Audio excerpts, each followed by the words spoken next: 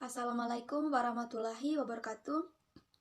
Salam, perkenalkan nama saya Yohana Elsa Suryati dengan NIM 2021310064. Salah satu mahasiswa program studi agribisnis di Universitas Tribuana Tunggadewi Malang. Pada kesempatan kali ini saya akan mempresentasikan hasil review jurnal saya yang berjudul Air dan Konflik, Studi Ketersediaan Sumber Daya Air di Kawasan Taman Nasional Komodo, untuk memenuhi tugas mata kuliah Manajemen Sumber Daya Alam dan Lingkungan. Berikutnya, ada 3 penulis dalam jurnal ini. Yang pertama, Rizda Mawati Ahmad, yang kedua Kiki Mega Nurwati, dan yang ketiga Abdul Qadir. Tahun terbit jurnal ini yaitu tahun 2021. Dalam jurnal ini membahas terkait ketersediaan air dan konflik yang berada di kawasan Taman Nasional Komodo.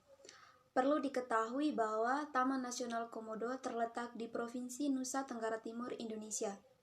Dan Taman Nasional Komodo sendiri memiliki beberapa pulau, dan dalam penelitian ini menggunakan 2 objek penelitian.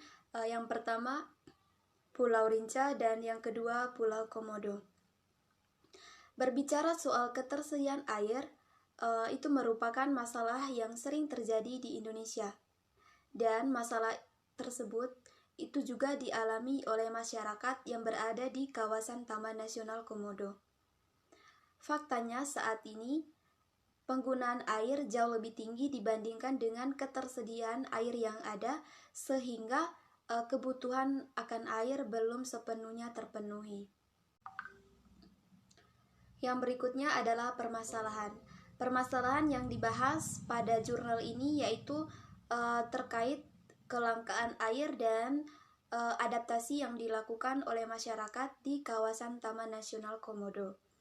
Metode penelitian yang dilakukan dalam jurnal ini yaitu metode kualitatif, dengan alasan permasalahan yang dikaji itu membutuhkan data dari lapangan yang sifatnya aktual dan konseptual. Yang berikutnya adalah hasil penelitian. Dalam jurnal ini menunjukkan bahwa ketersediaan air yang ada di kawasan Taman Nasional Komodo itu masih sangat rendah karena dilihat dari kondisi lingkungan yang kurang mendukung. Yang pertama, ketersediaan air yang ada di Pulau Rinca, di mana ketersediaan air yang ada di Pulau Rinca itu sangat terbatas karena bergantung kepada air sumur. Dan air sumur tersendiri itu tergantung kepada air hujan.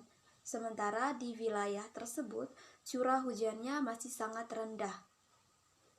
Untuk memenuhi kebutuhan akan air, masyarakat melakukan akses atau melakukan pembelian air di Labuan Bajo dengan menggunakan kapal laut, dan tentunya itu membutuhkan biaya yang sangat besar. Nah, dari sini masyarakat sangat mengharapkan bantuan dari pemerintah untuk mengatasi atau membantu masyarakat untuk menangani kondisi tersebut.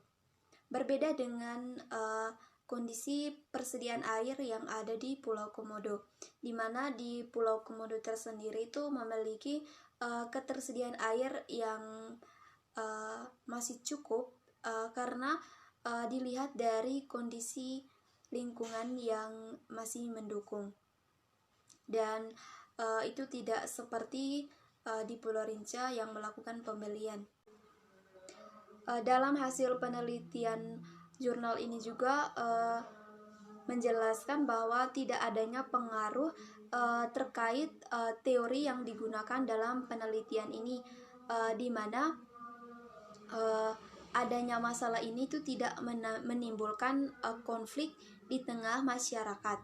Karena apa? Karena masyarakat memegang tinggi nilai-nilai kebudayaan gotong royong, sehingga itu tidak menimbulkan masalah di tengah persediaan air yang cukup terbatas dan terjadinya perbedaan ketersediaan antara kedua pulau tersebut.